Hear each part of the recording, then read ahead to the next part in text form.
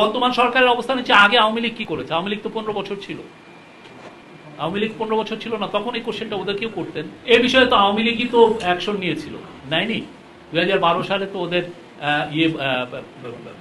আওয়ামী লীগের জামাত ইসলামের বিরুদ্ধে অ্যাকশন নেয়নি না। বর্তমান সরকারের অবস্থান হচ্ছে আগে আওয়ামী লীগ কি করেছে? আওয়ামী লীগ তো 15 বছর ছিল। আওয়ামী লীগ 15 বছর ছিল না, তখন এই কোশ্চেনটা ওদের কেউ করতেন। তারপরে সেই 71-এর পরেও তো ব্যান করা হয়েছিল না জামাত ইসলামী। গভর্নমেন্টের অবস্থান আপনি তো দেখেছেন, আমরা আওয়ামী লীগের বিষয়ে সুস্পষ্ট দিয়েছি। আমাদের ইমিডিয়েট পাস্টে যা হয়েছে সেগুলো, আওয়ামী লীগের যে অপকর্মগুলো আমাদের সামনে এসেছে, আমরা সে অনুযায়ী অ্যাকশন নিয়েছি। আর আওয়ামী লীগ তো সেই আওয়ামী লীগই পেয়েছিল।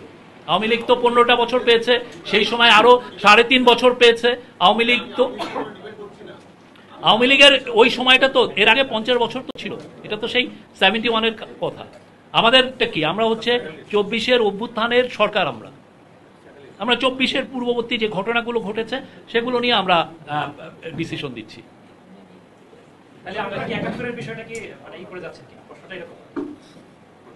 71 আমরা ধারণ করি, আমরা 71 নিয়ে আমরা অনেক স্টেটমেন্ট দিয়েছি।